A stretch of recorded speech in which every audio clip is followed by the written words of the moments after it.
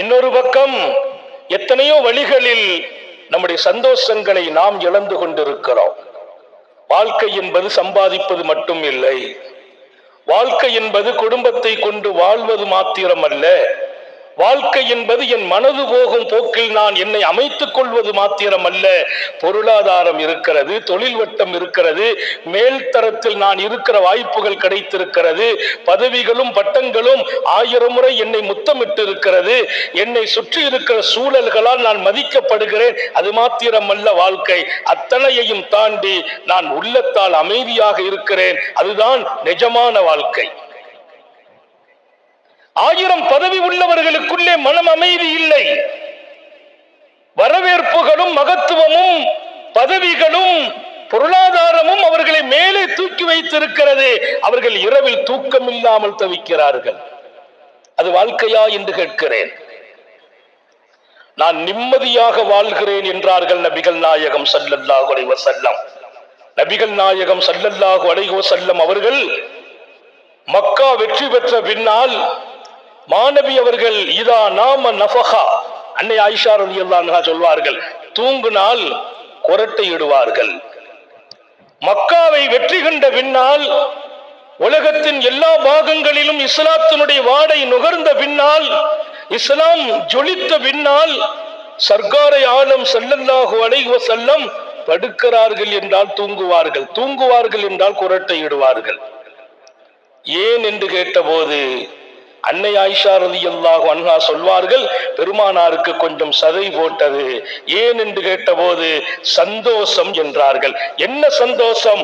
மொத்த வாழ்க்கையிலும் அவர்கள் நிம்மதி பெற்றார்கள் என்றார்கள். அல்லாஹ் நம்ம எல்லாருக்கும் தௌபா செய்வானாக. நிம்மதி கிடைத்தால் உறக்கம் வரும். நிம்மதி கிடைத்தால் என் தூக்கமும் சுகம், என் விழிப்பும் சுகம். அந்த நிம்மதி எப்போது கிடைக்கிறது, எப்போது இழக்கிறோம்? ரொம்ப சொற்பமான நேரம். ஆனாலும் காலத்தின் கட்டாயம் நான் பதிவு செய்தாக வேண்டும். எல்லா வாய்ப்பையும் பெற்ற பல பேர் குடும்பத்தில் அமைதியையும் சந்தோஷத்தையும் இழந்திருப்பது, அது என் வாழ்க்கையின் இலக்கணத்தையே நான் இழந்திருக்கிறேன். என் வாழ்க்கையின் இலக்கணத்தை இழந்திருக்கிறேன். அருமையான தந்தை, பாசம் காட்டும் தாய், என்னை என்றைக்கும் நினைக்கிற மனைவி, நான் மங்களமாக மகிழ்கிற என் பிள்ளைகள் எல்லாம் என் கண் முன்னால். என்னை வார்த்தெடுத்த தாய் இருக்கிறாள், என்னை தூக்கி சுமந்த தந்தை இருக்கிறார், என்னை அரவணைக்கிற மனைவி இருக்கிறாள், நான் பார்த்து மகிழ்கிற பிள்ளைகள் இருக்கிறார்கள். ஆனால் என் உள்ளம் எங்கோ பரிதவித்துக் கொண்டிருக்கிறது. இது வாழ்க்கை இல்லை, இது சரியான இலக்கும் அல்ல. இதை என் ரப்பு விரும்பவும் இல்லை. உத்தம நபி ஸல்லல்லாஹு அலைஹி வஸல்லம் இப்படி நான் வாழ்வதற்கு வருவதற்கு அல்லாஹ் அவர்களை நபியாக அனுப்பல்ல. பெருமானார் ஸல்லல்லாஹு அலைஹி வஸல்லம் தக்பீர் தொழுகையில எங்க கெட்டணும், எங்க குனியணும், எப்படி தூங்கணும், எப்படி சாப்பிடணும் என்பதற்கு மட்டும் அந்த வழிகாட்டியா இல்லை. மிகப்பெரிய உயர்வான இலக்கோடு வந்திருக்கிறார்கள். வமா அர்ஸல்நாக இல்லா ரஹ்மத்தல் லில் ஆலமீன். ஒவ்வொரு தனி மனிதனின் நிம்மதியும் பெருமானாரின் இலக்கு. நான் அருளாளன் என்கிறார்கள், அன்பாளன் என்கிறார்கள். ஒரு சஹாபி வந்து சொன்னால், நான் ராத்திரி தூங்க போயிட்டு தூக்கம் இல்லைன்னார். ராத்திரி தூக்கம் எனக்கு போயிட்டுன்னார். கவலைப்பட்டாங்க காரூணிய சீலர். ராத்திரி தூக்கம் போயிட்டா? என்னப்பா சொல்ற? தூக்கம் உடல் ஆரோக்கியம் என்று அல்லாஹ் குர்ஆன்ல சொல்கிறான். வஜஅல்னா நௌமக்கும் சுபாதா, உடல் ஆரோக்கியத்திற்கு தூக்கத்தை கொடுத்தோம். இன்னைக்கு நார்வே உலகத்தினுடைய அந்த பாகத்தை நீங்கள் பார்த்தால் அந்த மக்கள் நல்லா உழைக்கிறாங்க, சம்பாதிக்கிறாங்க. ஆனால் தூக்கம் குறைவு. பகல் 21 மணி நேரம். நார்வே நாட்டில் பகல் 21 மணி நேரம், இரவு 3 மணி நேரம். ராத்திரி தூக்கம் ரொம்ப கம்மியா இருக்குது. பகல்ல தூங்குனாலும் இரவு தூக்கத்துக்கு சமமான தூக்கம் கிடையாது. லிபாசாங்கிறான், இரவு அவ்வளவு அமைதி ஆக்கினோம்ங்கிறான். நீ படுப்பதற்கு போதுவாக ஆக்கினோம், உன் விரிப்பாகவே இரவை ஆக்கினோம் என்கிறான் அல்லாஹ். ராத்திரி தூக்கம் இழப்பதை விட சோதனை ஒண்ணும் இல்லை. அல்லாஹ் நிறைவான ஞாமத்தை எல்லா இடத்திலும் நசீபாக்கி தருவானா? அவன் கொடுத்தாதான் தூங்க முடியும். நான் நினைச்சா தூங்க முடியாது. அவன் விரும்பினாதான் எழுந்திருக்க முடியும். நான் அலார வச்சதுனால மட்டும் எழுந்திருக்க முடியாது. என்னை உறங்க வைப்பவனும் விழிக்க வைப்பவனும் அவனே. இதை யாரும் மறுக்க முடியுமா? இல்லை. எத்தனை அலாரம் அடித்தாலும் நம்ம அந்த அலாரத்தில் ஓங்கி ஒரு அடி அடிப்போம், அது அமைதியாயிடும், நம்ம தூங்கிடுவோம். எழுந்திருச்சு பார்த்தா சஹர் நேரம் முடிஞ்சிடும். எத்தனை சஹரில் விழிக்காமல் உறங்கி அலாரம் தோத்து போய்விட்டது என்று சொன்ன நண்பர்கள் எனக்கு முன்னால் காட்சி அளிக்கிறார்கள். நார்வே 21 மணி நேரம் பகல், 3 மணி நேரம் இரவு நல்ல உழைக்கிறார்கள், பொருளாதாரத்தில் மேம்பட்டு இருக்கிறார்கள்.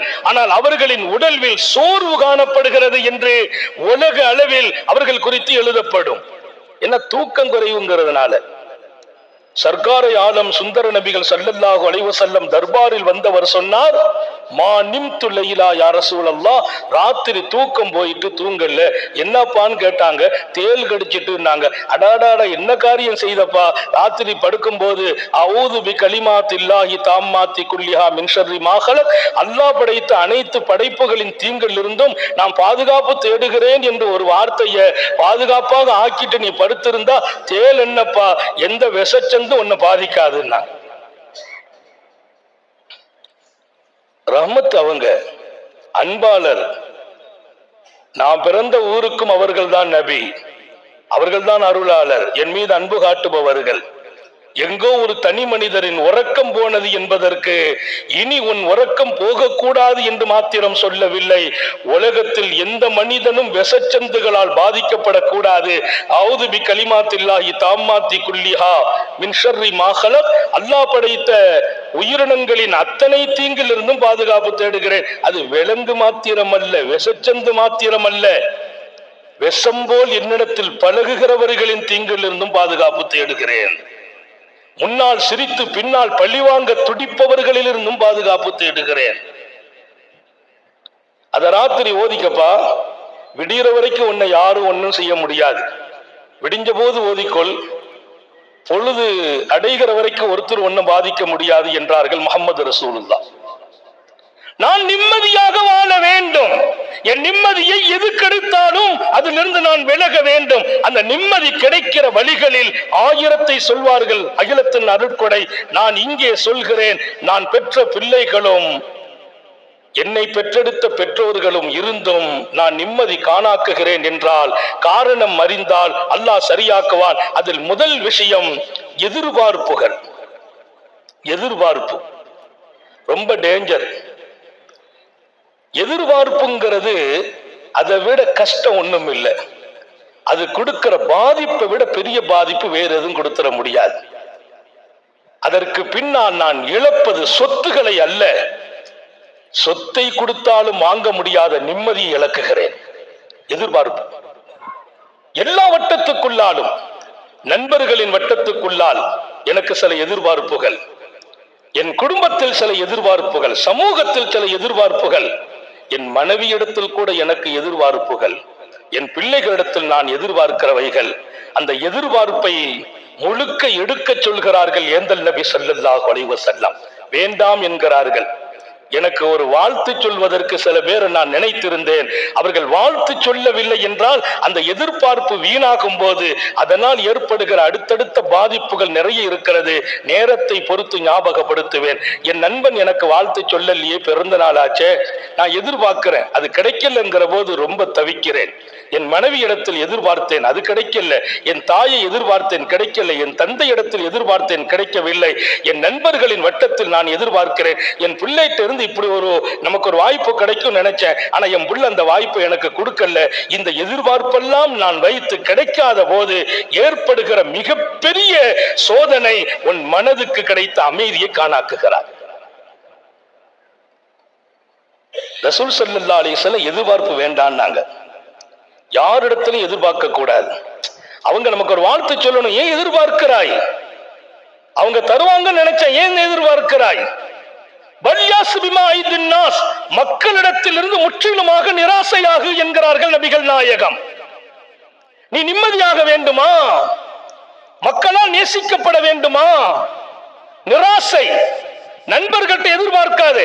என் கஷ்ட காலத்தில் அவன் கை கொடுப்பான்னு நினைச்ச, விட்டுட்டானே.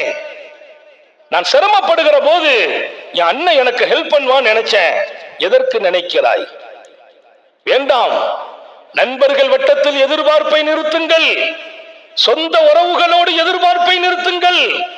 இரத்த உறவோடு கூட எதிர்பார்ப்பு வேண்டாம். என்னோடு ஒன்றாக பயணிக்கிற என் மனைவியிடத்தில் கூட நான் எதிர்பார்ப்பை குறைக்க வேண்டும். எதிர்பார்ப்பு என்பது நான் அதை உள்வாங்கி வெளியாக்கி அதன் பின்பலன் கிடைக்கவில்லை என்றால் டோட்டல் அமைதியை காணாக்குகிறேன், நிம்மதி இழக்குகிறேன். நிம்மதி இழக்கிற வகையை உண்டாக்குற எந்த ஒன்றும் கூடாது.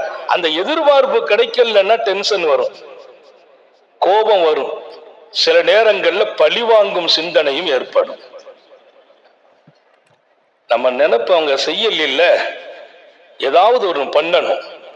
பழிவாங்கும் தன்மை, முற்றிலுமாக கோபம், இதனுடைய வெளிப்பாடு நான் எதிர்பார்த்தது கிடைக்கலங்கிற போது நம்ம நல்லது செய்வோம், அவங்க பிரதிபலன் செய்யணும்னு எதிர்பார்க்காதே நாங்க ஸல்லல்லாஹு அலைஹி வஸல்லம்.